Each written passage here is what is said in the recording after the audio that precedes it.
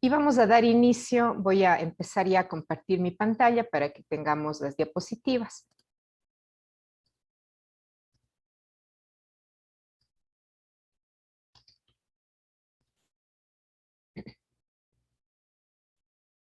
Bien, entonces como pueden ver en este momento en su pantalla, la sesión de hoy va a tratar sobre los orígenes y fines del derecho. Esto también en la teoría tradicional que se imparte en la materia Introducción al Derecho se conoce como las fuentes del derecho, ¿no? Entonces, obviamente ya la palabra orígenes nos sugiere que vamos a preguntarnos cuál es la fuente o de dónde vienen las normas, ¿verdad? Y todas y todos seguramente tenemos ya alguna idea de eso. ¿Y cuál es su finalidad? Es decir, ¿para qué existe el derecho? ¿Para qué tenemos leyes, instituciones jurídicas, administración de justicia, entidades encargadas de la coacción estatal, ¿no es cierto? Todo lo que hablábamos ayer. Entonces, ¿de dónde viene y para qué? En otras palabras, son las preguntas de, bueno, vamos a empezar hablando del origen, como ya decía, de dónde viene el derecho, y esa pregunta se relaciona mucho con la pregunta ¿cuándo es válido el derecho?, ¿no?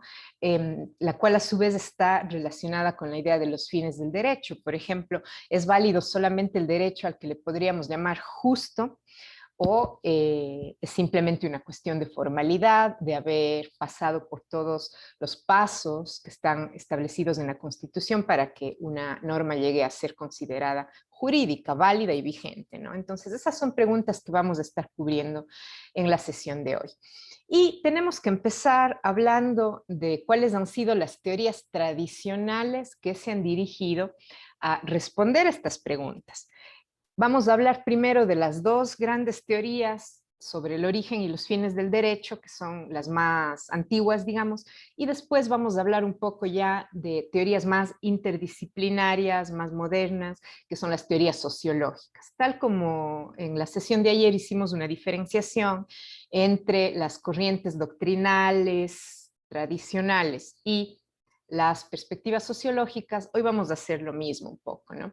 Lo que ustedes ven en su pantalla es la primera teoría o perspectiva sobre el origen y los fines del derecho que vamos a revisar hoy. A esta teoría se le llama naturalismo jurídico o también lo van a encontrar en algunos textos como ius naturalismo. IUS, ¿no es cierto? Ius naturalismo, que significa lo mismo, sino que la partícula ius, que es una partícula latina, significa derecho, ¿no? Entonces, son sinónimas las expresiones naturalismo jurídico y ius naturalismo. Esta es la corriente occidental, la corriente de pensamiento más antigua sobre el origen del derecho. Si ustedes se fijan, justamente hemos puesto como ilustración un texto de Tomás de Aquino sobre el derecho natural, ¿no? Naturalismo jurídico, y ya se pueden hacer una idea entonces de la antigüedad, ¿verdad?, de esta corriente de pensamiento. Decimos que se trata de una corriente de pensamiento precientífica. ¿Por qué precientífica? Porque estamos hablando de una corriente que empieza a aparecer en la Edad Media, ¿no es cierto? Incluso antes, y por lo tanto antes de que estuviera divulgado ampliamente el llamado método científico, que es el resultado de una serie de movimientos intelectuales y culturales europeos como el Renacimiento y la Ilustración. Antes de eso ya tenemos teorías sobre el origen del derecho que promueven la idea de que el derecho, si estamos hablando naturalmente de enclaves de europeos en la Edad Media, como ustedes deben saber por sus estudios de historia, la forma de pensar filosófica dominante en ese momento tiene una relación muy estrecha con la religión y con la teología, ¿no? Los filósofos de la Edad Media, muchos de ellos son justamente monjes, personas religiosas de la religión católica, de tradiciones cristianas, ¿no? Y justamente ese es el caso de muchos de los autores que desarrollan el naturalismo jurídico con la idea de que el origen del derecho, del auténtico y legítimo derecho, está en algo que trasciende a la voluntad humana, ¿no es cierto? Si es que estamos hablando de pensamiento de patriarcas de la Iglesia Católica, naturalmente ese origen que está más allá de la voluntad humana sería Dios, ¿no? Si es que estamos hablando de que las religiones cristianas son religiones teístas, es decir, que consideran que existe un Dios que está como separado de la naturaleza, de las personas, del universo, y que es creador. Entonces, justamente ese Dios, esa divinidad, tiene ya, digamos, en su inteligencia concebidas las normas de justicia, una justicia que sería universal, que no cambiaría, ¿no es cierto?, dependiendo de la época histórica o del área geográfica. Y el verdadero derecho, entonces, el derecho legítimo, sería aquel que mejor llegue a reflejar la voluntad divina, la mente de Dios. Estamos hablando de teorías, como les decía, precientíficas, porque todavía no se encuentran desarrolladas muchas de las disciplinas que hoy en día consideramos fundamentales para entender el mundo que nos rodea, ¿no? Es una época pre-medicina, pre-física, pre-química y por supuesto pre-sociología. La sociología es una disciplina bastante más tardía, ¿no? Entonces estamos hablando de un pensamiento filosófico, político, que centra muchísimo la figura de la divinidad. En este caso, el Dios judeo-cristiano, ¿no? Un Dios uno solo y además controlador de los destinos humanos, ¿no? Es un teísmo muy, muy claro, toda la tradición judeocristiana. Entonces, si bien es verdad que originalmente el naturalismo jurídico tiene unas importantes connotaciones religiosas, ya vamos a ver después que también hay manifestaciones del naturalismo jurídico más contemporáneas que tienden más hacia lo laico, ¿no? Que quizá no necesariamente dicen que el verdadero derecho es aquel que se ajusta a la voluntad de Dios, pero sí consideran que existen algo así como unos principios universales de justicia que hasta cierto punto preexisten a las formaciones sociales, es decir, una justicia perfecta, más perfecta que la justicia humana que se encuentra por ahí en algún lado. Llámese Dios o llámese leyes del universo, puede haber diferentes formas, pero lo que importa para distinguir que se trata de un naturalismo jurídico es esta idea de que hay una ley más allá del control humano, una ley que incluso preexiste a las sociedades humanas. Y esa es la razón por la cual a esta corriente le llamamos naturalismo, porque este derecho más perfecto, este derecho presocial, este derecho universal, a ese derecho se le da el nombre de derecho natural, ¿no? Entonces, por eso decimos naturalismo jurídico, porque es la creencia de que hay un derecho, unas leyes, unos principios de justicia que trascienden a la existencia humana, que son anteriores y también posteriores, ¿no es cierto?, eternos, independientes, digamos así, de las creaciones culturales humanas dentro de sus sociedades. Entonces, por eso decimos ius naturalismo o naturalismo jurídico, por la idea de que existe una especie de derecho natural, universal, independiente de las legislaturas, independiente de lo que las sociedades humanas lleguen a crear. Y para poder hablar de un verdadero derecho, de un derecho legítimo, de un derecho justo, lo ideal o el ideal sería que la legislatura, ¿no es cierto?, se apegue a esa naturaleza del derecho, a ese derecho justo que encarna los valores divinos, digamos así. Si es que la legislatura ignora esos principios del derecho natural, entonces lo que está creando no es verdadero derecho. Por supuesto, ustedes dirán, bueno, ¿y cuáles son esos principios del derecho natural? Bueno, eso va a variar obviamente según la persona que piense, pero obviamente si es que hablamos de corrientes y naturalistas cristianas, esos principios del derecho natural serían los valores cristianos. Entonces, obviamente, para Tomás de Aquino, por ejemplo, no sería verdadero derecho aquel que no refleja los valores cristianos. Entonces, eso es un poco la lógica, digamos, del naturalismo jurídico, la idea de que hay unos valores más perfectos, unos valores divinos, que forman un derecho natural y que en el momento en el que los legisladores humanos no se ajustan a esos principios divinos de ese derecho natural, ese derecho no sería legítimo, no sería válido, no sería verdadero derecho, ¿no? Pero evidentemente estamos ahorita hablando de una corriente de pensamiento, como he dicho ya varias veces, precientífica, Y ustedes ya podrán intuir que en el momento en el que empieza a difundirse la idea de un método científico y de una forma sistemática de conocer el mundo, de medir los fenómenos naturales y de predecir un poco lo que va a ocurrir, ¿no es cierto?, a través del método científico y la investigación, todas estas ideas se ven claramente afectadas porque son ideas que se relacionan no con nuestro conocimiento de la realidad a través de la ciencia, sino más bien con la fe, ¿no es cierto?, con la creencia en que existe algo más perfecto que la justicia humana, etcétera, etcétera. Y justamente, ¿no?, en el momento en el que tenemos en Europa, desde lo cultural, el Renacimiento, desde lo intelectual, la Ilustración, y por lo tanto el surgimiento de un llamado método científico, ¿verdad? Siempre estoy refiriéndome a Europa porque estas corrientes que estamos examinando son europeas, son occidentales, ¿no? Y por supuesto que hay otras formas de pensar el derecho que veremos después, pero estas son las clásicas que también hemos heredado de Europa a través de la colonización y son las que se estudian normalmente, ¿no? Entonces, les decía que una vez que en Europa aparecen los movimientos intelectuales, culturales, de la Ilustración, el humanismo, la idea de una ciencia que puede conocer la realidad de una forma sistemática, obviamente entran en interrogación estas ideas del derecho natural.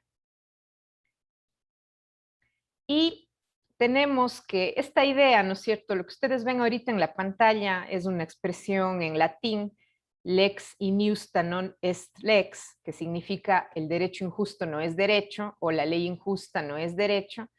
Obviamente refleja la idea de que hay una justicia universal. Esto es justamente uno de los pilares del naturalismo jurídico que viene a ser cuestionado en el momento en el que se cuestiona todo el pensamiento precientífico, ¿no es cierto? Y ahí tenemos justamente que primero tener claras cuáles serían estas ideas principales del naturalismo para poder entender qué es lo que se cuestiona después. Entonces, tengan en cuenta esto, que es algo muy importante, ¿no es cierto? Hoy en día nosotros sabemos muy bien que en nuestro medio existe una legislatura, en el caso del Ecuador se llama Asamblea Nacional, que es la que discute, debate, aprueba y envía al Ejecutivo los proyectos de ley. Entonces nos resulta a muchas personas evidente que el origen del derecho es la legislatura, ¿no es cierto? El proceso legislativo. Y es un proceso legislativo que en gran medida está basado en acuerdos. Pero el justnaturalismo, la teoría del derecho natural, rechaza esa idea, ¿no es cierto? Nos dice no. El verdadero derecho no es el resultado del acuerdo humano, no es el resultado de lo que ocurra en la vida social, sino más bien de esos fundamentos de derecho natural, esos primeros principios de justicia que son universales y eternos, que están más allá de lo que los seres humanos puedan o no puedan idear, puedan o no puedan crear, ¿no es cierto? Entonces, ojo aquí, ¿no? El origen del derecho, según el justnaturalismo, es esta justicia universal, estos principios de derecho natural. A este tipo de ideas, ¿no es cierto?, que conciben que hay algo más allá de la voluntad humana, más allá de las sociedades humanas, algo más universal, más profundo, más perfecto, les podemos dar el nombre de teorías fundacionales. ¿Qué quiere decir esto? Que el derecho es algo que ya existe, los fundamentos del derecho preexisten a los seres humanos, a su organización social, a sus creaciones culturales, y lo que hacen las personas cuando crean derecho en realidad es estar descubriendo esas leyes naturales que ya existen, que están en la mente de Dios o que están, digamos, en algún lugar que no es exactamente las sociedades humanas, ¿no? Entonces, una concepción fundacional sobre el origen del derecho, que es justamente el caso del justnaturalismo, quiere decir que el derecho no se crea sino se descubre, ¿sí? O sea, lo que están haciendo las personas cuando crean leyes es ir poco a poco desentrañando la voluntad de Dios. Y por supuesto que esto es un pensamiento que se relaciona estrechamente con las religiones, no es independiente, ¿no?, de la creencia en una justicia más perfecta, en una justicia divina. Y por supuesto entonces, para las personas creyentes, el origen del derecho sería finalmente la voluntad de Dios. Esa voluntad de Dios está allí siempre, es eterna, preexiste a las sociedades humanas y lo que hacemos es descubrirla. Entonces, si es que una ley humana refleja mejor la voluntad de Dios, es justa y es legítima. Y si no refleja la voluntad de Dios, es un error porque todavía no hemos descubierto bien cuál realmente ha sido la verdadera voluntad de Dios, y por lo tanto esa ley que no refleja la voluntad de Dios sería una ley no legítima, no sería verdadero derecho. Entonces, todo esto es importante entenderlo bien porque justamente son los puntos en los que más cuestionados están por las teorías que vienen después.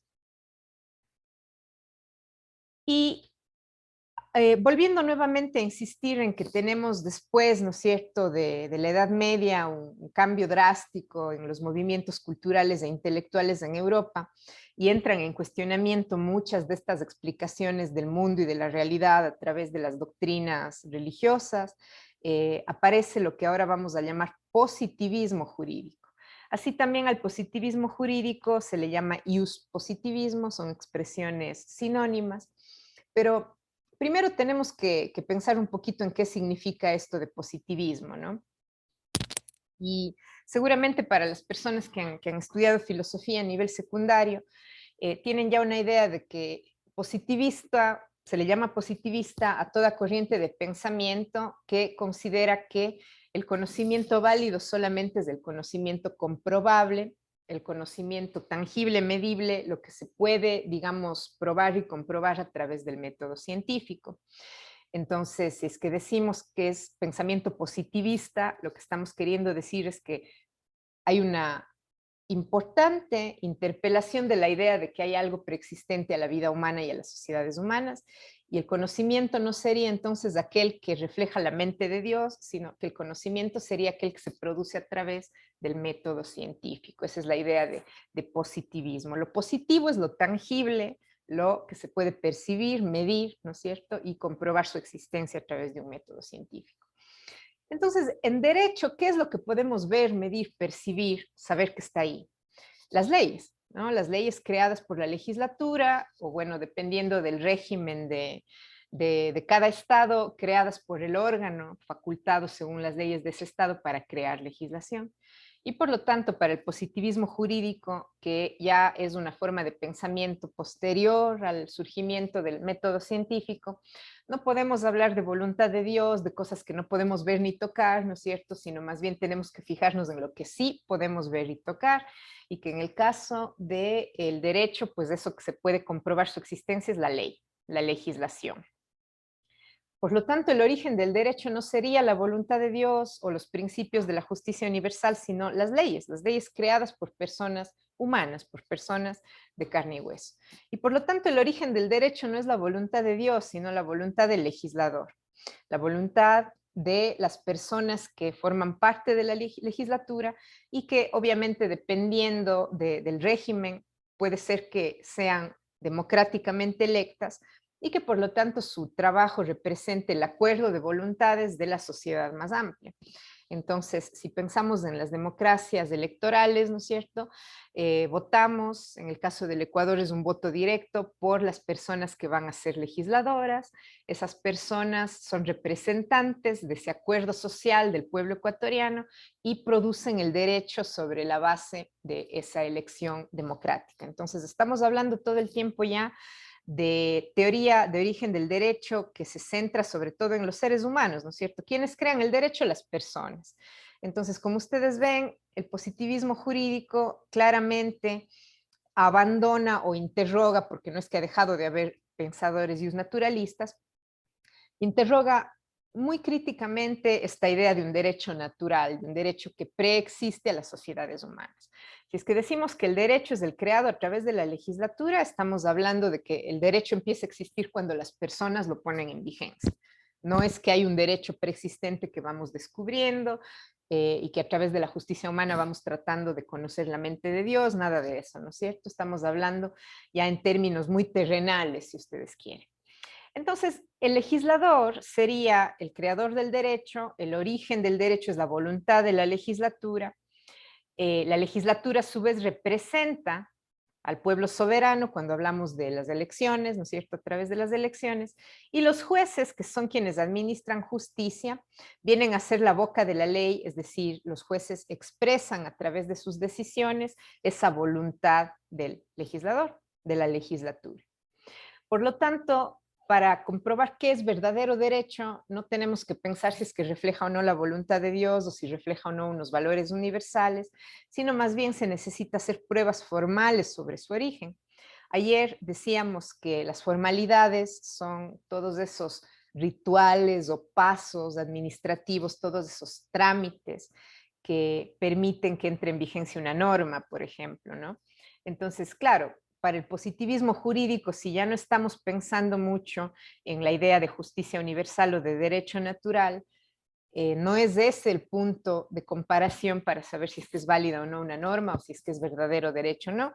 Lo que tendremos que hacer más bien es ver si es que la norma ha cumplido en todos sus pasos con los mandatos de la Constitución, es decir, fue presentada en la forma que indica la Constitución, el proyecto de ley, se hicieron todos los debates que dice la Constitución que hay que hacer en la legislatura, se respetaron los plazos previstos en la Constitución, fue enviada al Ejecutivo, etcétera, etcétera, ¿no es cierto? Entonces, derecho válido es aquel que ha sido creado conforme está prescrito en las leyes nacionales. Derecho válido es el que ha cumplido todos los pasos constitucionalmente establecidos para poder llegar a ser ley vigente. Entonces, la ley válida es la ley vigente. Nada de voluntad de Dios, de mente de Dios, de valores divinos, ¿no es cierto? Estamos hablando de una forma de pensamiento que obviamente contrasta muchísimo con el naturalismo, porque esto ya es post-científico, ¿no es cierto? Estamos hablando de un momento, de momentos más bien, del pensamiento humano en donde tratamos de entender cómo podemos mejor observar la realidad tangible para entender nuestro mundo. Y en el caso de lo jurídico, lo tangible no son los valores, lo tangible es la ley. Lo tangible son las personas que forman parte de los órganos del Estado. Lo tangible es la legislatura y su trabajo, ¿no es cierto? Entonces, obviamente, eso es lo que se acepta como objeto de estudio de las ciencias jurídicas y como derecho. Esa es la idea del positivismo jurídico. Ahora, ¿eso qué quiere decir con respecto a la idea de que para que una norma sea derecho legítimo tiene que reflejar ciertos valores? La fotografía que ustedes tienen allí es de un teórico británico extremadamente influyente del positivismo, justamente Hart, que se expresa precisamente sobre la relación entre derecho y moral, básicamente, porque cuando hablábamos de naturalismo, esa es una corriente de pensamiento eminentemente moralista, ¿no es cierto? Porque nos dice el verdadero derecho es aquel que refleja los valores universales, divinos, como queramos llamarles, pero está casado, digamos así, con los valores. En cambio, lo que dice Hart está resumido un poco en el fragmento que ustedes ven en pantalla, que indica de ninguna manera es una verdad necesaria que las leyes reproduzcan o satisfagan ciertas demandas de moralidad, aunque en realidad lo han hecho a menudo. Entonces, ¿qué es lo que está diciendo Hart? Que si bien es cierto que muchas leyes creadas por las personas reflejan los valores de ese grupo de personas, no es un imperativo, no es necesario que una ley refleje ningún tipo de valor moral en específico para que le podamos considerar derecho, ¿no es cierto? Piensen ustedes en todas las normas. Por supuesto que hay muchas normas que reflejan valores morales. Por ejemplo, si ustedes quieren, en el caso del delito de homicidio, podríamos ponerle como paralelo al mandato cristiano no matar, de los mandamientos, ¿no es cierto? Entonces, evidentemente hay un paralelo. Pero asimismo tenemos mucho derecho válido que no necesariamente refleja ningún valor moral en particular. Por ejemplo, o no es tan evidente, digamos. Ayer ponía yo como ejemplo bastante, ¿no es cierto?, la circulación vehicular en las ciudades. El hecho de que una calle se tome la decisión de que sea una vía o doble vía, o que de pronto algo que suele ocurrir es que se le cambia el sentido a la circulación y la calle que antes era vía hacia una dirección, ahora es hacia la dirección contraria. ¿Qué valores morales reflejan el hecho de que la vía sea una vía o doble vía, ¿no es cierto? Si es que hoy yo vivo en una calle en donde el sentido de la circulación es de norte a sur, y mañana por una decisión del municipio y de la agencia de tránsito en cuanto a la planificación urbana es cambiar para que sea de sur a norte, están revelando ahí algún tipo de voluntad divina, se está encarnando algún valor.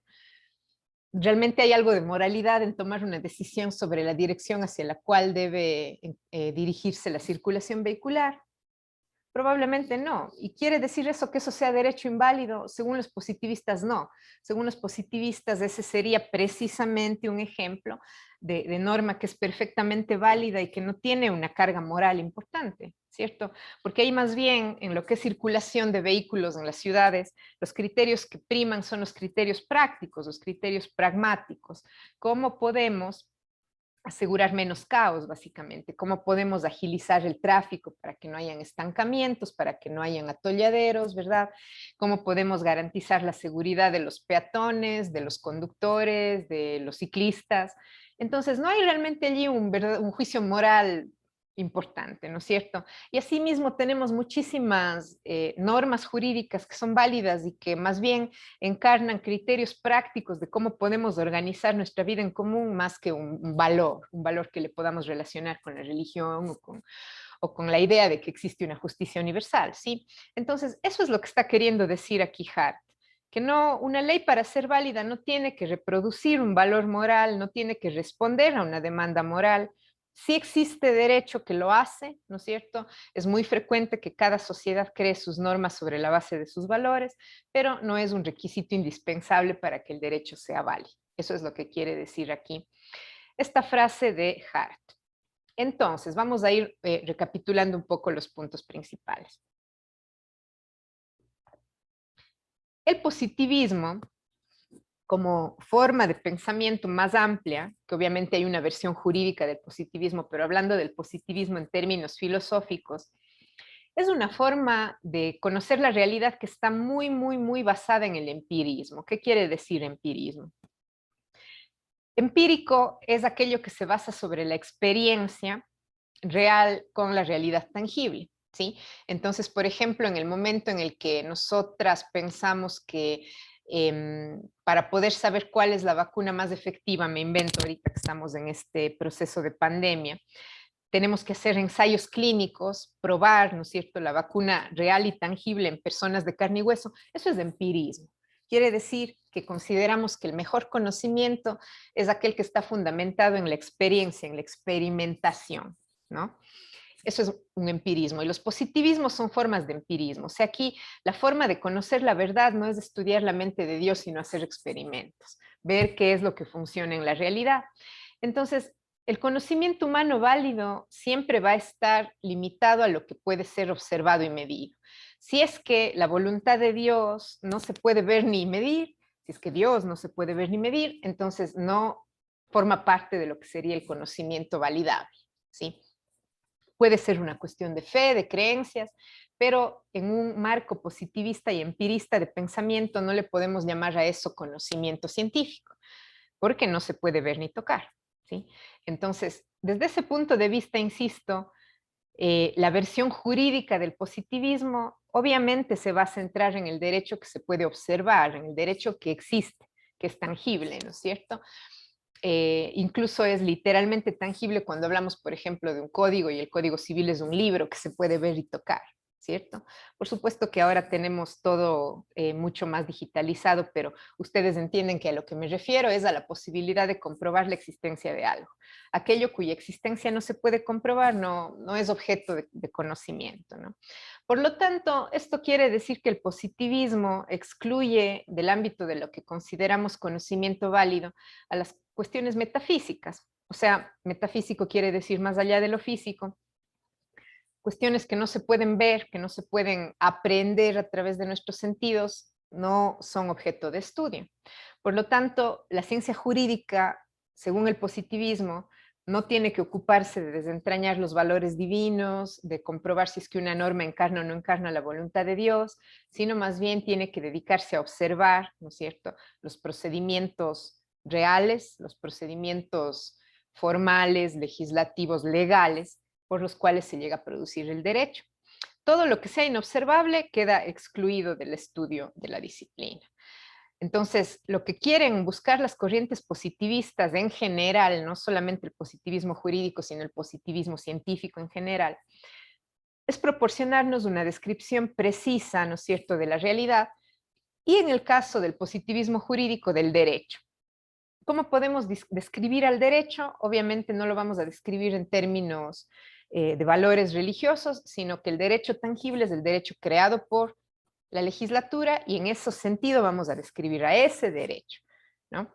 Entonces, el objeto de estudio de la ciencia jurídica, según el positivismo, es el derecho que existe, el derecho que ha sido puesto en vigencia y tenemos que ocuparnos de revisar que ese derecho sea válido desde el punto de vista de la formalidad, es decir, si cumple o no con todos los pasos formales necesarios para ponerlo en vigencia, pero también el contenido de las normas. Por ejemplo, puede haber normas que son declaradas inconstitucionales por su contenido, por su fondo, porque contravienen, ¿no es cierto?, a través de lo que declaran o de lo que establecen a la Constitución. Entonces, todo eso sí, esas cuestiones de constitucionalidad, inconstitucionalidad, coherencia de las normas entre sí, correspondencia entre las leyes de menor jerarquía y las de mayor jerarquía, conformidad entre el derecho nacional y los tratados internacionales, todo eso va a ser objeto de estudio de las ciencias jurídicas, pero no los valores, no la moral, no las ideas sobre qué es justicia en el sentido de justicia universal, justicia divina, ¿sí? Entonces, claramente aquí ustedes tienen dos formas de pensar muy diferentes y que además corresponden a distintos momentos históricos, naturalmente. Vamos a ir avanzando entonces un poco más para ver si es que en un momento más vamos a ir cerrando con estos puntos y vamos a hacer una pausa corta. Algo que sí vale la pena puntualizar, ¿no es cierto? Y eso estaba muy reflejado en la frase de Hart que vimos hace un momento. No es que los positivistas digan que hay que obedecer al derecho así sea inmoral, eso no, ¿sí? Lo que están diciendo es que el contenido moral del derecho no es un requisito para que éste sea válido.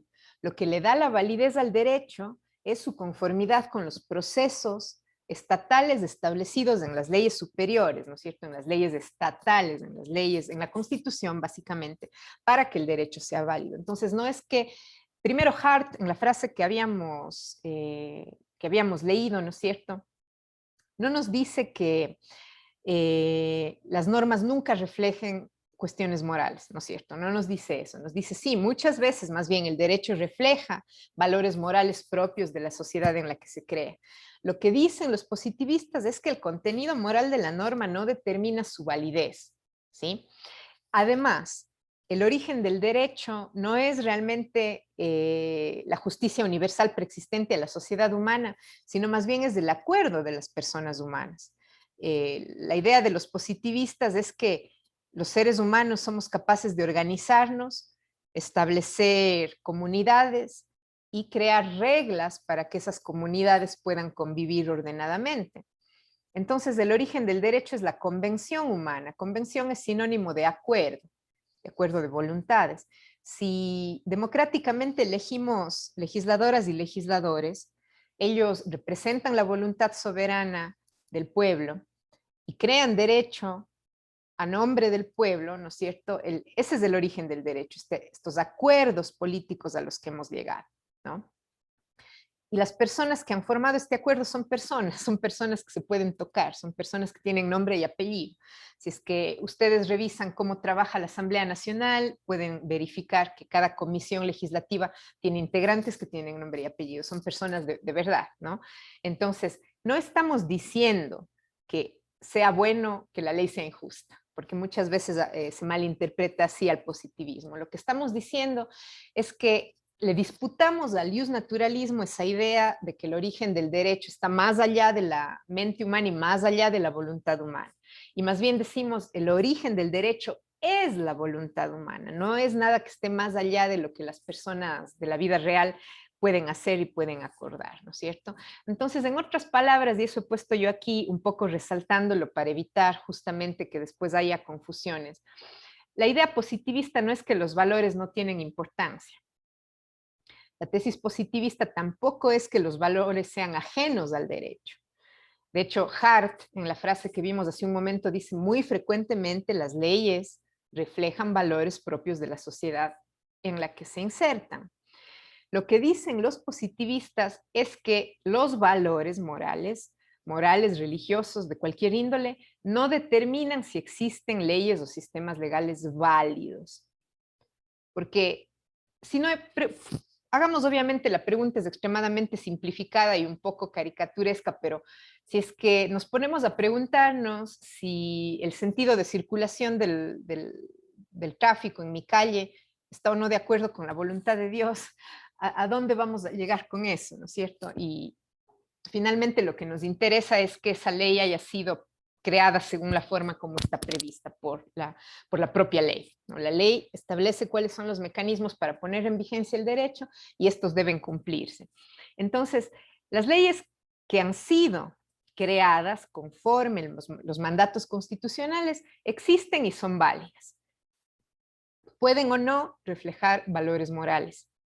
Nunca el positivismo jurídico indica, ¿no es cierto?, que sea malo que las normas reflejen valores morales. De hecho, eso es algo que sucede con frecuencia, pero no siempre. Y cuando no sucede, eso no afecta la validez de la norma.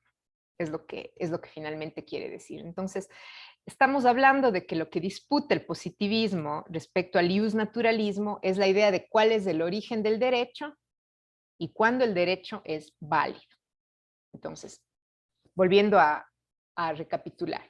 Si es que el iusnaturalismo decía el origen del derecho son los valores universales o la voluntad de Dios y el derecho es válido según sea o no sea reflejo de la voluntad de Dios o de la justicia universal, el iuspositivismo nos dice el origen del derecho es el acuerdo humano, el acuerdo social humano, y el derecho es válido cuando es creado conforme la normativa creada por ese acuerdo humano, conforme la Constitución, básicamente. Entonces, obviamente estamos hablando de formas de pensar que son de distintas épocas, de momentos muy diferentes, pero todavía coexisten, ¿no? Todavía tenemos muchas formas de pensar en el derecho en términos de valores universales, no necesariamente valores religiosos, no necesariamente hablando de la mente de Dios, aunque sí, ¿no es cierto? También las personas religiosas consideran que las leyes deberían reflejar los valores de su religión, pero por ejemplo, cuando hablamos de que, qué sé yo, el respeto por la vida es un valor universal, que está encarnado en muchos tratados internacionales de derechos humanos, en el momento en el que decimos que es un valor universal, ya estamos diciendo que es algo que está más allá de la cultura humana y de las sociedades humanas, ¿no es cierto? Entonces hay muchas formas de ser iusnaturalista y algunas de ellas son más contemporáneas, pero lo que tienen en común, digamos, el pensamiento de tipo iusnaturalista es la idea de que hay una justicia más perfecta más allá de la comunidad humana. El positivismo, en cambio, si es que está enraizado en una tradición de pensamiento que no tiene en cuenta lo que no se puede ver y tocar, mal puede hablar de valores universales que están por allá, más allá de las sociedades humanas. Lo que tenemos es este derecho creado por estas personas y sobre eso vamos a trabajar. Esa sería la idea, ¿no es cierto? Entonces ahí tienen ustedes algunas diferencias. Creo que sí podemos avanzar un poquito más hasta las 10 más o menos para ahí hacer una pausa. Resumamos entonces, y estoy insistiendo bastante con las mismas ideas una y otra vez porque son ideas muy básicas que tienen que estar claras porque son las que se van a evaluar. Dicho de otra forma, todo lo que he venido repitiendo hasta este momento, los naturalistas, ¿no es cierto?, consideran que los principios jurídicos tienen necesariamente, obligatoriamente un contenido moral. En la diapositiva dice son inherentemente morales. ¿Qué quiere decir inherentemente? Consustancialmente, o sea, el mandato jurídico es por excelencia un mandato moral. Según eso, ¿no es cierto? Las leyes más de la vida diaria, como las de tráfico, también tienen un contenido moral, según el naturalismo. No sé, yo no lo veo muy claramente, pero para el naturalismo sí sería así, ¿no es cierto? Y una ley que no se ajusta a dichos principios, es decir, a estos principios morales, no es derecho. Ese es el meollo del asunto. En cambio, para los positivistas, la ley es una expresión práctica, y aquí la palabra práctica es clave, ¿no es cierto?, de una decisión política. Todo el tiempo, las decisiones que están tomando las y los legisladores son decisiones políticas. Llegan a acuerdos, conforman comisiones, deciden apoyar o no apoyar un proyecto de ley, ¿no es cierto? Eso es algo muy práctico, ¿no? No estamos hablando de cuestiones morales. Muchas veces las leyes se aprueban sobre la base de creencias morales o se rechazan sobre la base de creencias morales, pero finalmente lo que llega a tomar forma y a ser tangible es una ley en donde el contenido moral llega a ser irrelevante para que podamos decir que eso no es derecho. Entonces, en el naturalismo, la moralidad determina la validez del derecho, en el positivismo, no. Esa sería una diferencia clave, ¿no es cierto? Entonces, lo que podemos decir aquí para resumir un poco más, yo les he dejado aquí un tip para que tengan siempre presente. El ius positivismo y el ius naturalismo abordan dos temas principales, ¿no es cierto? El origen del derecho, de dónde viene. En el ius naturalismo viene de la voluntad divina, en el ius positivismo viene del acuerdo humano. Y su validez en relación con la moral. En el ius naturalismo, el derecho es válido cuando refleja esa voluntad divina, y en el ius positivismo, el derecho es válido cuando ha sido creado conforme la ley. Entonces, ahí tienen ustedes que estamos hablando de aspectos bastante diferentes, ¿no es cierto? Explicaciones bastante diferentes sobre de dónde viene el derecho y cuándo el derecho es válido. Pero no son estas las únicas formas posibles de pensar al derecho, a su origen y a su validez. Tanto cuando ustedes leyeron el artículo de Lina Buccelli como cuando escucharon las explicaciones que dábamos ayer, ya se habrán dado cuenta que cuando una se sale de los libros y empieza a observar la realidad, asoman un montón de cuestiones que no siempre esperamos, ¿no es cierto? Entonces, nuestra idea del derecho como este producto perfecto que refleja la justicia universal, que se corresponde con la voluntad de Dios o con la mente de Dios, de pronto, en el momento en el que nos vamos a un juzgado y observamos cómo realmente funcionan las cosas, cómo es la atención al usuario, a la usuaria, cómo se siente la gente cuando está tratando de obtener una decisión judicial, ahí de pronto cambia toda digamos, el glamour, si ustedes quieren, de estas ideas de justicia universal y vemos la realidad tal como es, la realidad de las demoras, del calor, del desorden, del caos. Y cuando estoy hablando de la realidad, estoy hablando evidentemente de perspectivas ya enfocadas sociológicamente al estudio del derecho. Entonces, ¿cómo se vería una perspectiva sociológica para abordar las preguntas sobre el origen del derecho y su validez? ¿No? Esa es una pregunta muy interesante. Y precisamente ahora vamos a empezar a hablar de otra forma de entender estos problemas y son las pistas, digamos, o las ideas que nos dan los estudios sociojurídicos. Para eso tenemos que primero entender un poquito mejor las nociones de sociología del derecho y de estudios sociojurídicos. Ayer habíamos explicado ya principalmente dos disciplinas de las ciencias sociales, la antropología y la sociología. Y cuando hablábamos de sociología decíamos que la sociología trata de observar a los grupos humanos en sus relaciones amplias entre sí, más que estudiar, ¿no es cierto?, los grupos al interior y sus manifestaciones culturales, que es lo que hace la antropología. La sociología trata de observar instituciones sociales, formas cómo se comportan los individuos a lo largo del tiempo en grupo y cómo los grupos humanos se relacionan entre sí. Estudios de clases sociales, estudios de instituciones sociales, incluidas obviamente las instituciones jurídicas. Todo eso forma parte del estudio de la sociología. Ahora, ¿qué sería entonces una sociología del derecho? ¿No? Una sociología del derecho es justamente la que le mira al derecho como una institución social, la que le mira al derecho como uno de esos elementos que son utilizados por los grupos humanos para organizar su vida en común. Ustedes recordarán que ayer decíamos que bueno, habíamos hablado de varias teorías, ¿no es cierto?, sobre el derecho y habíamos hablado de, por ejemplo, de formas de verle el derecho desde el marxismo, formas de verle el derecho desde lo sociológico, pero veíamos que en general algo en lo que están de acuerdo, ¿no es cierto?, muchas de estas corrientes sobre el derecho es que el derecho siempre contiene una amenaza de sanción o en todo caso de consecuencia jurídica. Y esas consecuencias jurídicas, esas sanciones, determinan que actuemos de una determinada forma las personas en grupo. ¿no? Volviendo a los ejemplos sencillos de la circulación en el tráfico vehicular, cuando yo me pongo el cinturón o cuando me detengo frente al semáforo en rojo, probablemente lo estoy haciendo por muchas razones y una de esas razones puede ser evitar una multa, por ejemplo. Evitar la multa, que es la amenaza que el derecho prevé como consecuencia a una conducta contraria a la ley. Y gracias a esos sistemas, ¿verdad?, de reglamentación, de sanciones, de consecuencias, producimos un cierto orden en la forma como funcionamos como comunidad. Entonces, eso es lo que trata de estudiar y observar la sociología del derecho. ¿Cuáles son esas instituciones jurídicas que regulan, modifican la conducta grupal y cómo modifican y regulan esa conducta grupal? ¿Con qué efectos, no es cierto?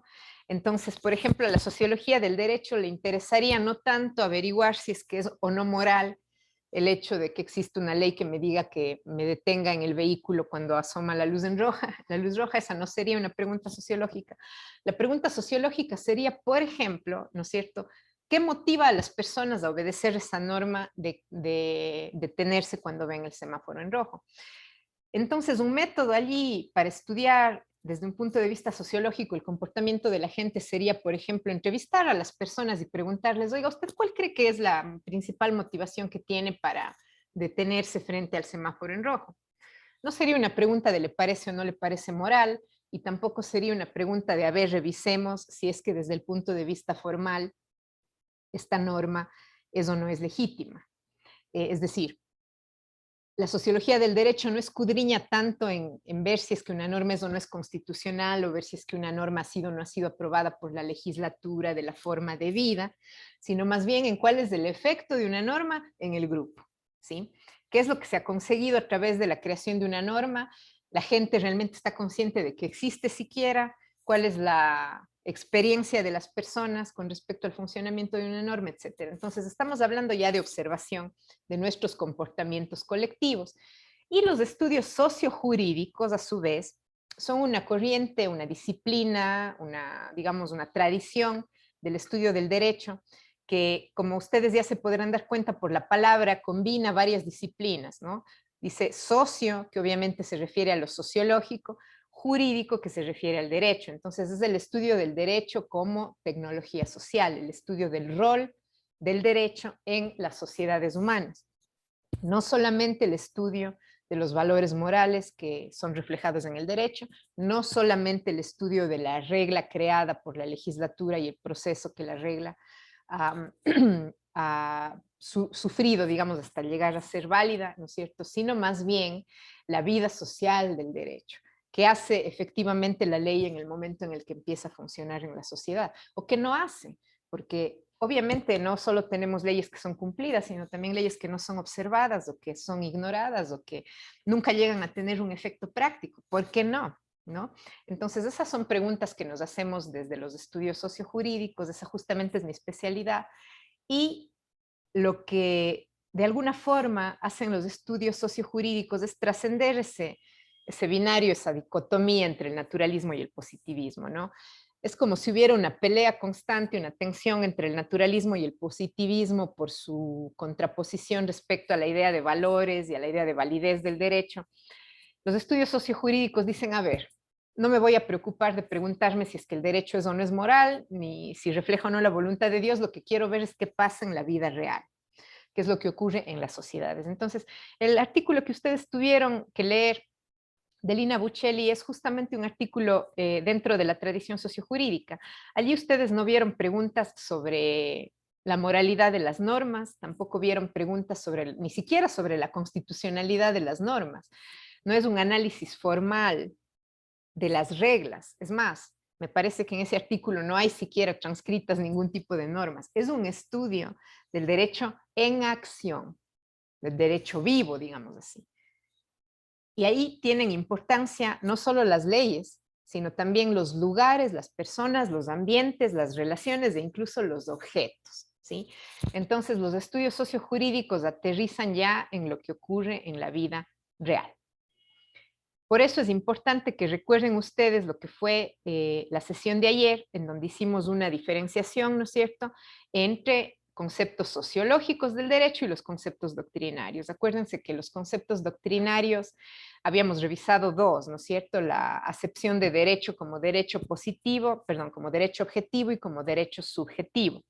Dijimos que el derecho objetivo son las leyes, el derecho subjetivo son las facultades que las personas tienen gracias a la existencia de esas leyes. Pero todos esos conceptos son conceptos doctrinarios. En cambio, los conceptos sociológicos, ¿se acuerdan ustedes que decíamos el derecho, por ejemplo, según las teorías marxistas, son las normas creadas por el Estado para proteger intereses de clase?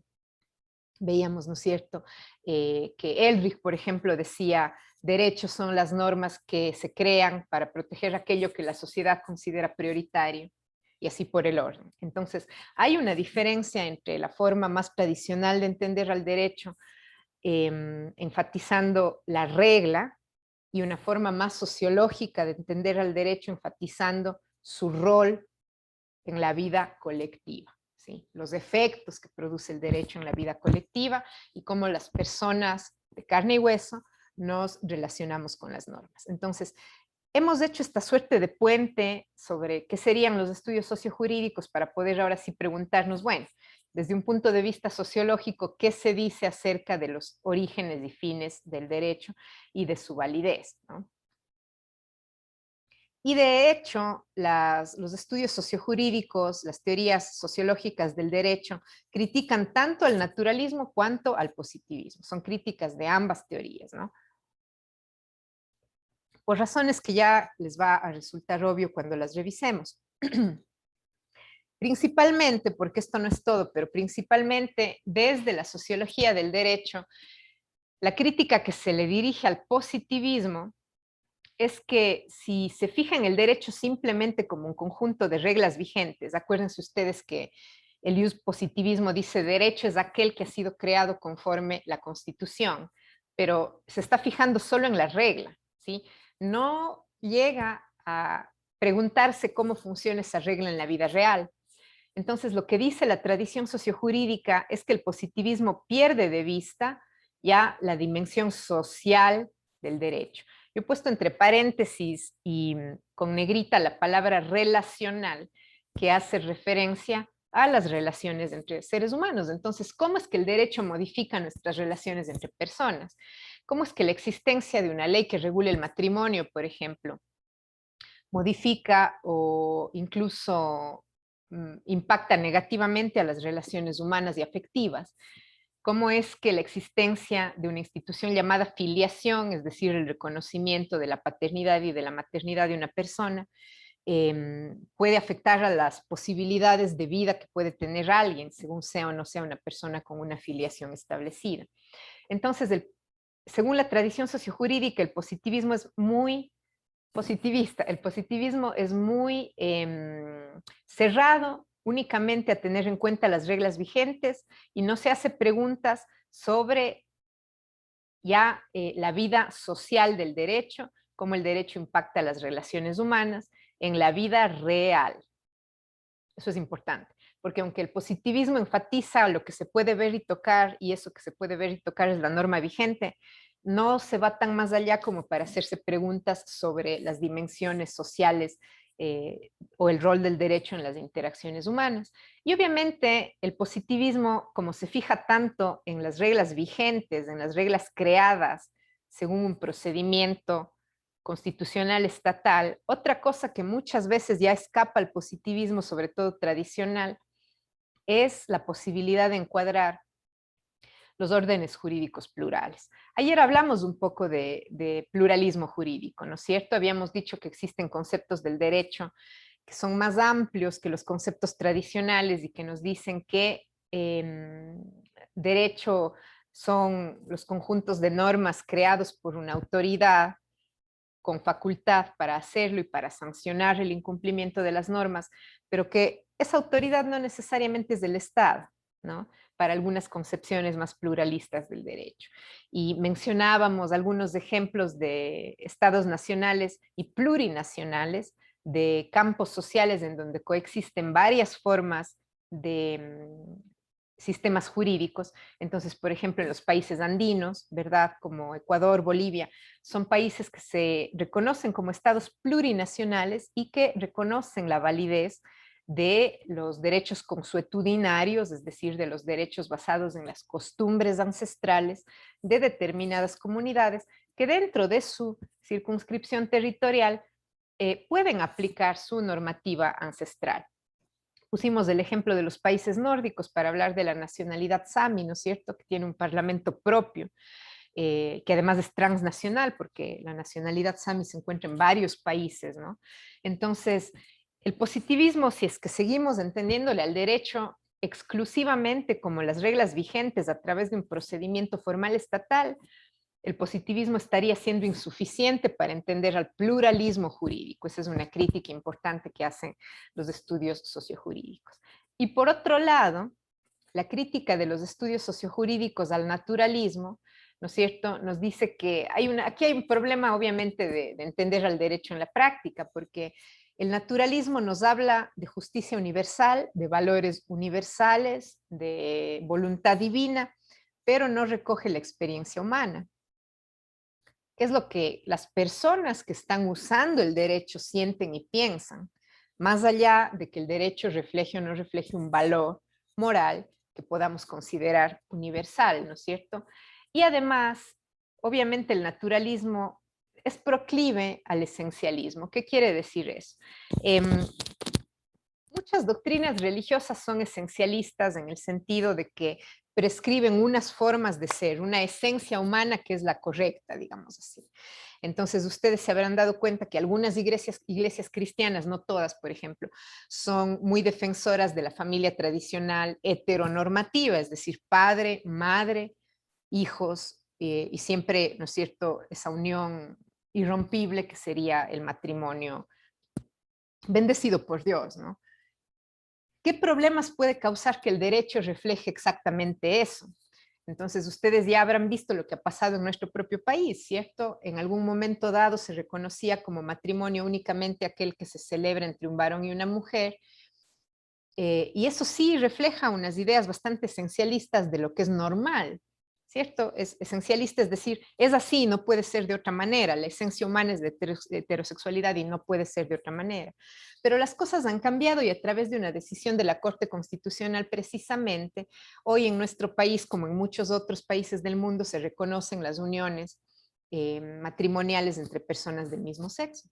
Entonces, uno de los factores que muchas veces ha limitado el desarrollo, la innovación normativa, es precisamente la importante influencia de los valores de ciertas religiones y de ciertas doctrinas religiosas sobre el derecho. Entonces, lo que dice la tradición sociojurídica es, el naturalismo es muy proclive al esencialismo, es decir, a tener mandatos morales sumamente rígidos que pueden resultar en discriminación hacia algunas personas y en restricción de los derechos de algunas personas. Esa es una de las críticas, ¿no es cierto?, que le hace la perspectiva sociojurídica al naturalismo y obviamente también al positivismo. Ustedes aquí ven que hay interrogaciones tanto para el positivismo cuanto para el naturalismo. Entonces, ¿qué es lo que, digamos, por dónde empezaría a pensar al derecho una teoría sociológica del derecho, ¿no?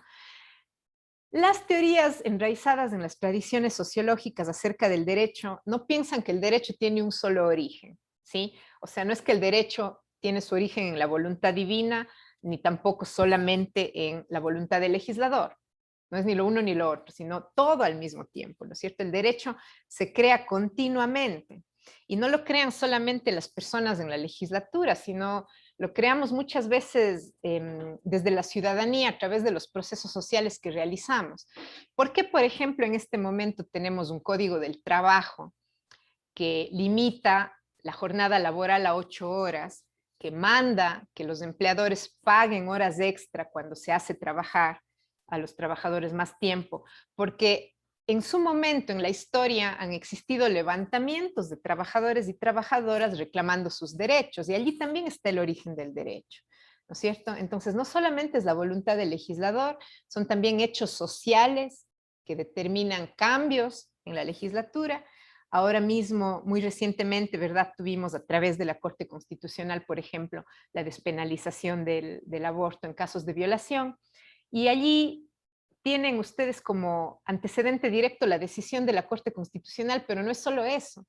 Son verdaderos procesos de activismo, de vocería, de movimientos sociales feministas que durante mucho tiempo han hecho presión para poder llegar a esos resultados y que asimismo enviaron una serie de argumentaciones a la Corte Constitucional para impulsar el proceso. Y el origen del derecho no es solamente uno, sino muchos factores.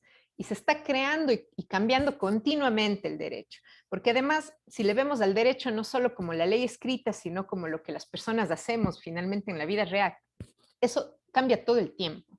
Entonces, los orígenes del derecho son múltiples, el derecho se crea continuamente y lo principal factor, digamos, para esa producción continuada del derecho es la interacción social. Como la interacción social no es estable, no es siempre uniforme y no se reproduce siempre de la misma manera, el derecho cambia todo el tiempo a través de la interacción social. Por lo tanto, no hay un solo origen del derecho, sino múltiples orígenes, ¿sí? Y nuevamente, insisto mucho en la lectura de Buccelli, que es justamente escogida porque refleja esas perspectivas sociojurídicas, en donde no estamos hablando, ¿no es cierto?, de un acto legislativo que le da origen al derecho, sino estamos viendo cómo el derecho cambia en la forma como las personas la usan. Por ejemplo, las leyes no es que digan en su texto que la administración de justicia será demorada, por ejemplo, pero en la vida real y en la conciencia de la ciudadanía, tal como lo demostraba ese artículo de Buccelli, la demora es consustancial a la administración de justicia. O sea, sentimos que algo que define a la justicia es la demora. Eso pasa en la vida real por las circunstancias reales que ocurren ahí. Y eso es algo que también se tiene que tener en cuenta para estudiar al derecho, no solo lo que la regla dice, sino también su funcionamiento ya en el momento en el que el derecho se pone en acción. Esa es la perspectiva sociológica. Entonces, ahora sí vamos a hacer una pausa para continuar después. En este momento son las 10:03, entonces vamos a hacer una pausa hasta las 10:20 exactamente. A las 10:20 yo vuelvo a encender la cámara y continúo, no me voy a desconectar, pero voy a apagar cámara y micrófono. Entonces, a las 10:20 volvemos a iniciar.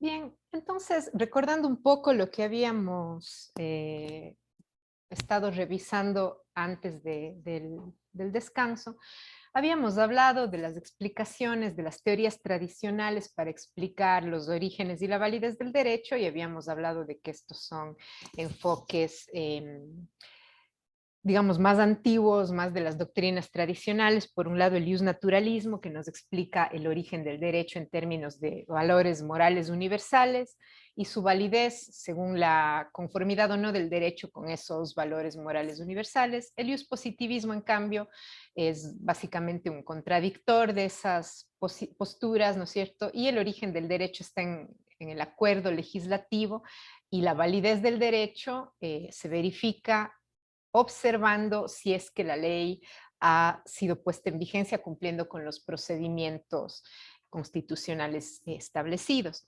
Finalmente hablamos de que el enfoque sociológico del derecho, que es lo que estamos manejando transversalmente en este curso, ¿cierto? Es un enfoque que critica tanto al positivismo como al naturalismo. Al naturalismo por el hecho de perder de vista la experiencia humana y ser proclive al esencialismo moral, lo cual puede resultar en la exclusión de muchos grupos humanos, y la crítica al positivismo, en tanto el positivismo se concentra únicamente en la norma válida y vigente, dejando fuera un poco las interacciones sociales. Entonces, el enfoque sociológico, sociojurídico, lo que hace es proponernos más bien un derecho con orígenes múltiples y en constante modificación en razón de las interacciones humanas. Entonces, un poco haciendo ya una puntualización de esas perspectivas sociojurídicas, ¿no es cierto? ¿qué diríamos o cómo podríamos resumir esas posturas sociológicas sobre el derecho? Primero, para los estudios sociojurídicos, el derecho es un campo más amplio que únicamente las reglas originadas en el Estado. De esto hablamos ya en la primera sesión de ayer cuando hablamos de pluralismo jurídico y lo hemos vuelto a topar ahora, sobre todo en la crítica al positivismo puro, ¿no es cierto?, que considera al derecho vigente como el único válido y derecho vigente en el sentido de haber cumplido con procedimientos estatales, constitucionales, para producir la norma.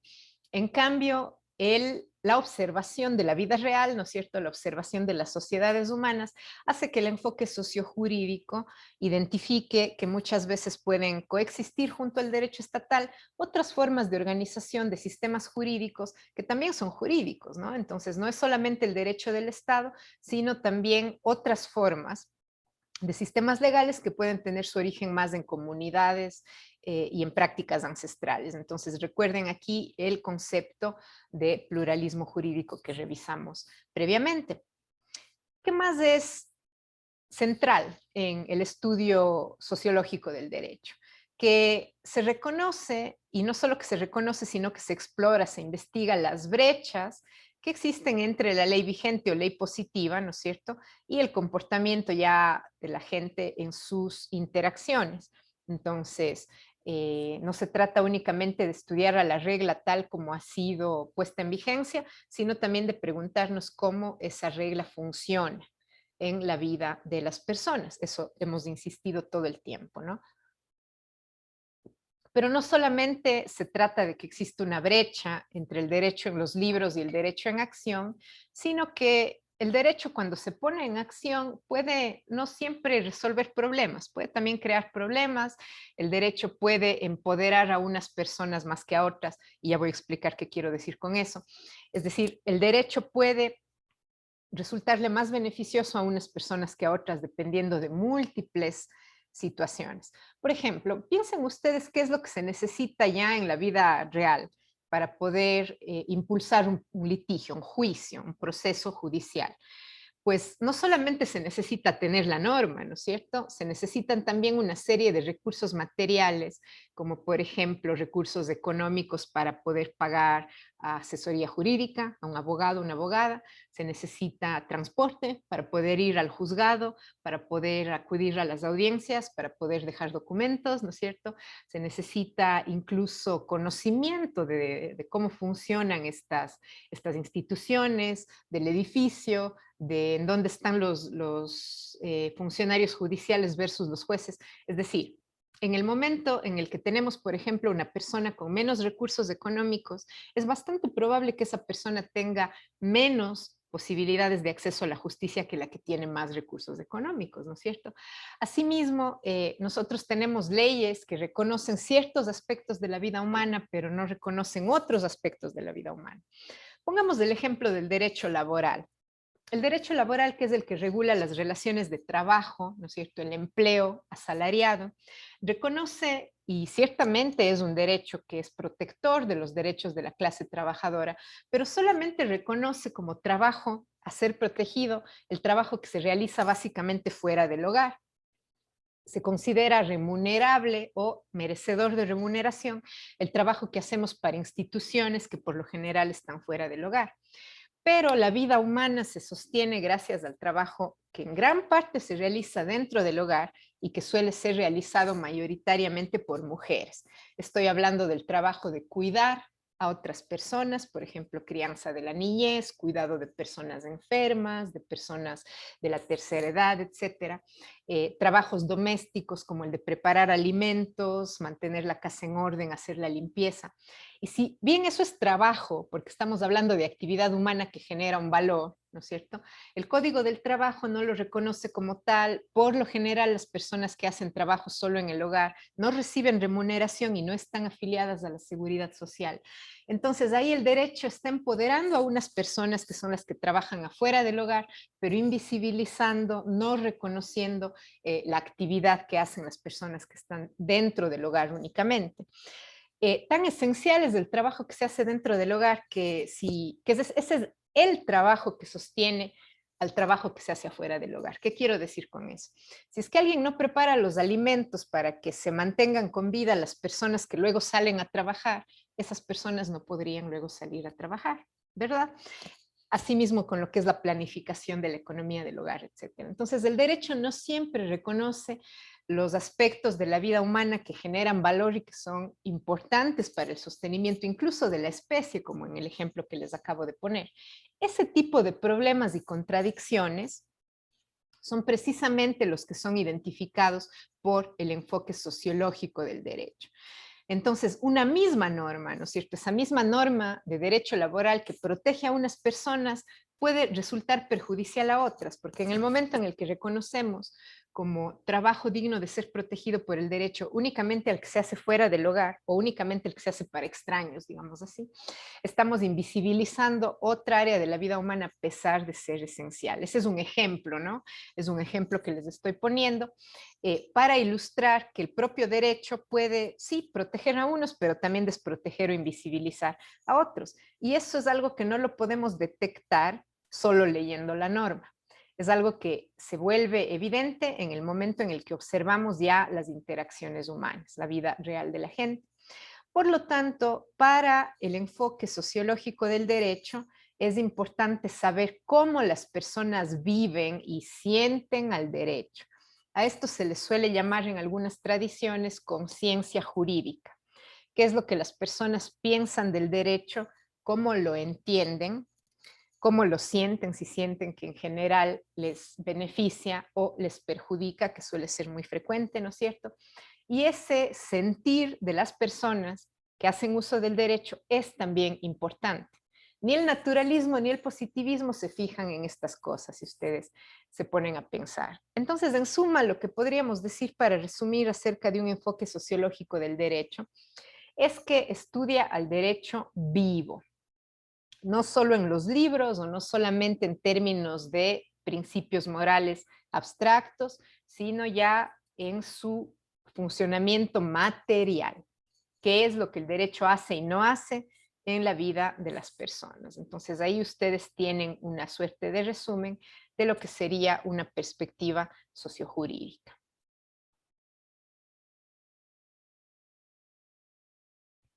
¿Para qué entonces estos estudios sociojurídicos? La frase que ustedes ven en su pantalla en este momento es de uno de los pioneros de la sociología del derecho, el británico Roger Cotterell, que nos dice que la finalidad de los estudios sociojurídicos es contribuir a una comprensión del significado y las condiciones de la justicia en la sociedad. Y hemos puesto en negrita este en para enfatizar que no estamos hablando de la justicia en los códigos, ni la justicia en la doctrina religiosa, ni la justicia en la teoría moral, sino que estamos hablando de la sociedad entendida ya como un lugar real de interacción humana. Una serie de escenarios muy materiales, muy tangibles, en donde las personas se relacionan entre sí y tratan de vivir, de tener una vida en común, ¿no? Entonces, la idea de los estudios sociojurídicos sería que entendamos lo que es el derecho y la justicia, pero siempre en el marco de las relaciones sociales. Con eso entonces vamos a pasar a un tema diferente ya para que sería el último tema de esta sesión. Y ese tema tiene que ver con cuáles son los fines del derecho o los objetivos del derecho, ¿no? Entonces, en otras palabras, estamos preguntándonos aquí para qué tenemos derecho. Y seguro muchas personas que están escuchando tienen alguna idea de cuál es la utilidad del derecho, ¿no es cierto? Seguramente dirán algo así como el derecho sirve para que podamos vivir en paz, el derecho sirve para resolver los conflictos que aparecen entre las personas, el derecho sirve para castigar a las personas que no se portan como la sociedad espera que lo hagan. Muchas cosas podemos decir, pero en realidad existen diferentes teorías sobre para qué se crea el derecho y por qué. Efectivamente, en el momento en el que una norma empieza a tener aplicación o a funcionar en la vida real, es probable que esa norma funcione no exactamente como se planificó que iba a funcionar, que tenga unos efectos colaterales, que se aplique de una manera distinta a la que pensó el legislador. Entonces, todas esas paradojas, esas brechas entre la ley diseñada y la ley aplicada, nos hacen preguntarnos, ¿no? ¿Para qué el derecho y sobre todo por qué? ¿Por qué ocurren estas paradojas entre la creación y la aplicación del derecho? Vamos a ir examinando entonces ahora algunas teorías acerca de los fines del derecho, algunas teorías que responden a esa pregunta, ¿para qué existe el derecho? ¿No? Y una de las primeras formas de entender esta pregunta que vamos a revisar se relaciona sobre todo con las teorías marxistas del derecho, ¿no? Ya en la sesión de ayer habíamos hablado sobre cómo el marxismo entiende a la composición social como una composición estratificada de clases sociales en donde unas élites monopolizan los medios de producción, el poder político, subordinando a las clases trabajadoras, ¿no es cierto?, y a las clases más empobrecidas. De acuerdo con muchas formas marxistas de ver al derecho, el derecho precisamente sirve para proteger los intereses de las clases dominantes, de las élites.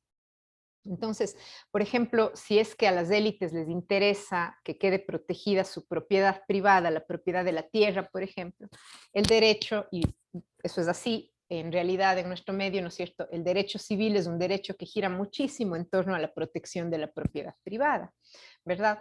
Entonces, la ley, de acuerdo con muchas teorías marxistas, asegura que las clases dominantes puedan mantener su poder y puedan proteger sus intereses. Entonces, lo que está poniéndose en duda aquí es la idea de que el derecho represente un consenso social. Efectivamente, si ustedes se ponen a pensar cómo es creado el derecho ahora en nuestro medio, y sabemos que este se aprueba principalmente a través de la legislatura, es decir, de la Asamblea Nacional, si bien es verdad que votamos y elegimos a las personas que nos representan en la Asamblea Nacional, ¿hasta qué punto podemos decir que esas personas actúan verdaderamente en la defensa de los intereses de la mayoría de sus votantes? ¿No son más bien los acuerdos de las élites que tienen incidencia en la Asamblea Nacional los que llegan a convertirse en legislación, ¿no? Entonces, de acuerdo con el marxismo, lo que ocurre en los órganos legislativos del Estado no es representativo de los intereses de las mayorías, sino es representativo de los intereses de los grupos de poder político, de poder económico, ¿no es cierto? Entonces, el derecho, según las teorías marxistas, tiene la finalidad de proteger los intereses de las élites o de los grupos dominantes. Entonces, ¿cuál sería el fin? Repitiendo, ¿no es cierto?, según las teorías marxistas del derecho, la idea es proteger los intereses de quienes crean el derecho y de quienes tienen la posibilidad de influir en la creación del derecho. Por lo tanto, el derecho no podría ser nunca concebido como un instrumento neutral, políticamente neutral, sino si es que decimos que el derecho representa intereses de élites, es un instrumento político, porque protege el poder o representa los intereses de un sector que tiene poder. Y además, de acuerdo con las teorías marxistas, ¿no es cierto?, el derecho refleja las relaciones económicas prevalentes. Entonces, el derecho, por ejemplo, pensemos ahora que se está hablando bastante de reformas al derecho laboral, ¿no es cierto?, de propiciar la flexibilización laboral, es decir, la posibilidad de tener contratos, digamos, por horas, de no darle estabilidad a la persona que trabaja. Si eso llega a ocurrir, en realidad a quienes está beneficiando esa flexibilización laboral será a las personas que son empleadoras, no a las personas que son trabajadoras, porque si yo me veo en razón de mi necesidad económica obligada a aceptar un contrato laboral que no me da estabilidad, no me estoy beneficiando, ¿no es cierto?, de ninguna manera, sino lo que está siendo protegido ahí son los intereses de las clases económicamente dominantes. Entonces, justamente eso es lo que dicen las teorías marxistas, que el derecho protege intereses de clase, ¿no? Entonces, en la parte de la derecha, ustedes pueden ver aquí un resumen muy, creo yo, preciso de los principales puntos de varias, porque no hay una sola, teorías jurídicas marxistas, ¿no es cierto? Entonces, Primero, el derecho es inminentemente político, el derecho es inevitablemente político. ¿Qué quiere decir? Representa intereses y poder, representa intereses y poder, entonces no es neutral, ¿no? Otra cosa que ya lo habíamos dicho también en la clase de ayer es que el derecho está conectado directamente al Estado. Para las teorías marxistas, el derecho es el derecho que produce el Estado, ¿no es cierto? Entonces, no es completamente autónomo el derecho, sino que está controlado, monopolizado por el Estado. El derecho, como ya dije, refleja las relaciones económicas existentes, es decir, tiende a proteger a los poderes económicos en desmedro de las grandes mayorías. El derecho siempre es potencialmente coercivo. ¿Qué quiere decir eso? Ya lo habíamos explicado ayer. La coerción es la posibilidad de hacer que se cumpla la ley por la fuerza. Para eso el Estado cuenta con entidades especializadas en la coerción, que es la policía principalmente, ¿no es cierto? Pero también, por ejemplo, el aparato penal, las cárceles. Ahora tenemos en nuestro medio otras instituciones que también son coercivas, como la Guardia Ciudadana. Tenemos la milicia en ciertas ocasiones, ¿verdad? Entonces el derecho siempre manifiesta esa posibilidad que tiene el Estado de monopolizar el uso de la fuerza. Porque finalmente, todavía ventajosamente no tenemos, además del Estado, otra institución que avale el uso legitimizado de la fuerza, ¿no es cierto? La policía es policía estatal, ¿verdad? Y está autorizada digamos, a poner a la fuerza, incluso si es necesario, en vigencia las normas, ¿no? Entonces, esa es una característica del derecho. El derecho, en suma, ¿no es cierto?, es una manifestación de los intereses de las clases dominantes, y en razón de todo esto, el derecho es ideológico. ¿Qué quiere decir eso? Que legitima los valores de las clases dominantes. Es una manifestación del poder de las élites, protege los intereses de las élites y refleja los valores de las élites. Esta es una visión marxista del derecho. Y por lo tanto, si resumimos, los fines del derecho desde un punto de vista marxista serán la protección del poder dominante, del poder de las élites. Yo he colocado aquí otra fotografía de un libro que sí está traducido, y estos son textos originales de Marx, ¿no? Escritos por Marx. Y por ejemplo, fíjense ustedes lo que dice aquí Marx, es muy interesante. La seguridad es el supremo concepto social de la sociedad burguesa. El concepto de orden público, la razón de existir de toda la sociedad es garantizar a cada uno de sus miembros la conservación de su persona, de sus derechos y de su propiedad. En este sentido, Hegel llama a la sociedad burguesa el estado de la necesidad y del entendimiento discursivo. Como ustedes ven aquí, Marx enfatiza que el derecho es el derecho burgués. Es burgués porque es creado por la clase burguesa, es decir, la clase que monopoliza los recursos económicos y el poder político, y que se enfoca en proteger la propiedad de esa clase burguesa a través de la idea de seguridad, ¿no? Y nos dice después, ninguno de los llamados derechos humanos va por tanto más allá del hombre egoísta. El hombre como miembro de la sociedad burguesa, es decir, del individuo replegado sobre sí mismo, su interés privado y su arbitrio privado, y disociado de la comunidad. Lejos de concebir al hombre como ser, a nivel de la especie, los derechos humanos presentan la misma vida y luego decía, bueno, básicamente de la individualidad, ¿no es cierto? Entonces, si ustedes se fijan, esta crítica que hace Marx, estamos hablando del siglo XIX, ¿no es cierto? Siglo XIX todavía parece que es muy contemporánea, porque estamos hablando de el derecho como un conjunto de normas que primero son muy individualistas, ¿no es cierto? Por ejemplo, ese énfasis en la protección de la propiedad privada evidentemente es una forma muy individualista de ver al mundo, de los derechos centrados en el hombre como individuo y no como miembro de la comunidad, ¿no es cierto? Un derecho muy poco comunitario, un derecho muy poco colectivista, un derecho que no piensa tanto a las personas en su interacción, sino más bien en sus intereses, entre comillas, digamos, egoístas, ¿no? Entonces es sumamente interesante leer los propios textos originales de Marx, que como ustedes ven aquí son del siglo XIX, para entender un poco mejor cuál sería entonces, según las teorías marxistas, del fin del derecho, que finalmente es el fin de proteger intereses individuales de personas, de individuos que forman parte de la clase dominante que Marx llamó burguesía, ¿no? Entonces, eso sobre las teorías marxistas. Vamos a pasar ahora a otras teorías más.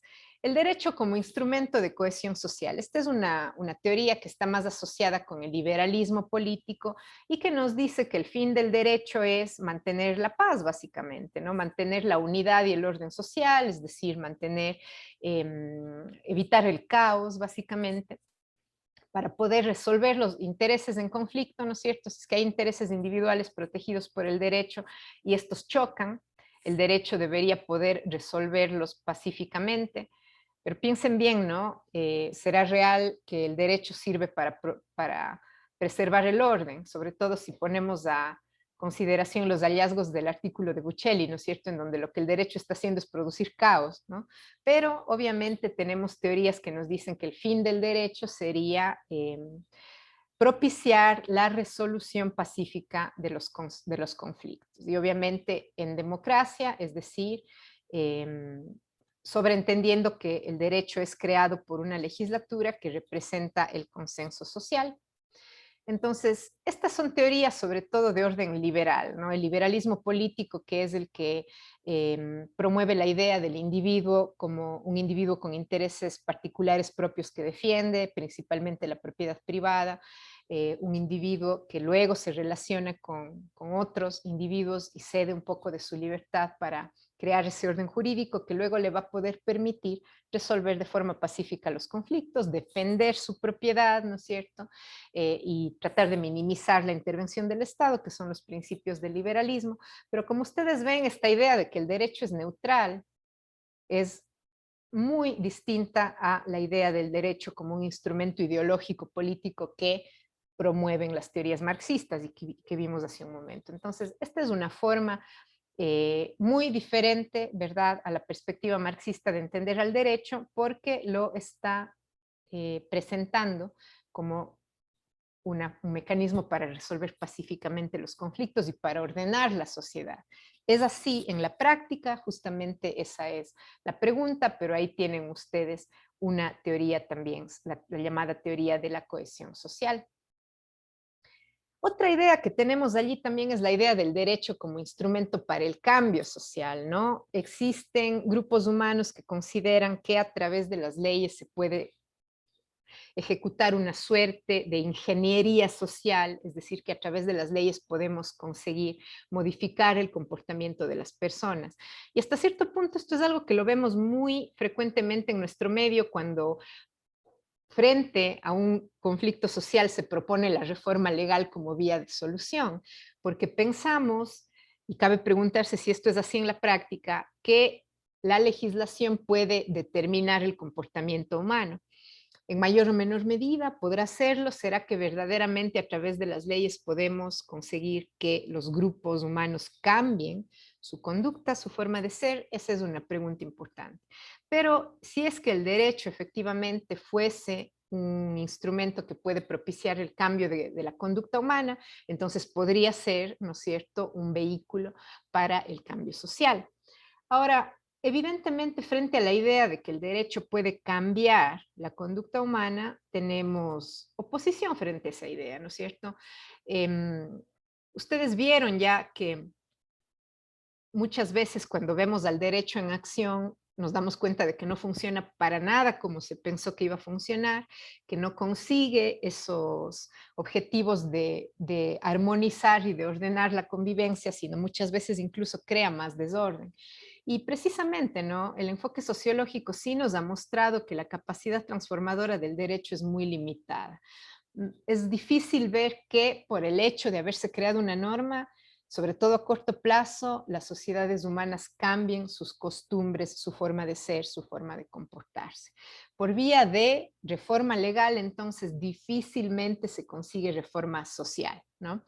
Roscoe Pound, que es un jurista o que fue un jurista extremadamente reconocido estadounidense, nos dice: el derecho no transforma ni actitudes ni creencias.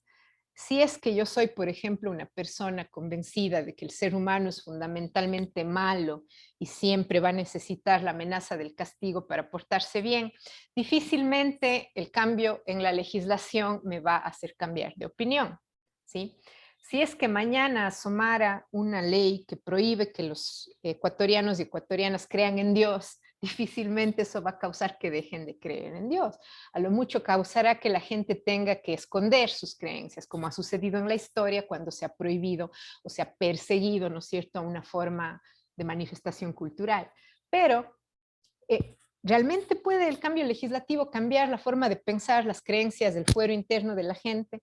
Roscoe Pound considera que no, y que por lo tanto difícilmente le podemos ver al derecho como un instrumento para el cambio social, especialmente si es que no se cuenta con recursos económicos para poder poner en funcionamiento el derecho. Entonces, un ejemplo clarísimo que tenemos de eso es, por ejemplo, la ley integral para la prevención y erradicación de la violencia contra las mujeres que fue puesta en vigencia en 2018.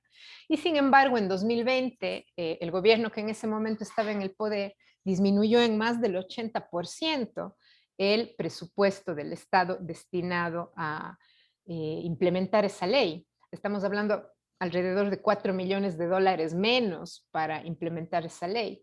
Entonces, ¿cómo esperamos que una ley por sí sola, ¿no es cierto?, cambie una realidad como es la realidad extendida, la realidad sistémica de violencia contra las mujeres en nuestro país, si no se le destinan los recursos suficientes a la implementación de la ley, es decir, para financiar, por ejemplo, personal de atención a las personas que sufren violencia, para financiar centros de salud bien equipados, para financiar incluso policía especializada, ¿no es cierto? Entonces, difícilmente la ley por sí sola, de acuerdo con muchos puntos de vista sociojurídicos, puede cambiar la actitud y las creencias y los comportamientos humanos y por lo tanto estaríamos poniendo en tela de juicio, interrogando mucho esa idea de que el derecho puede ser un instrumento para el cambio social, ¿no? Bien, entonces, claro, o sea, aquí la pregunta que les invito a hacerse es, ¿será que es posible hacer a la gente buena a través del derecho, ¿no es cierto?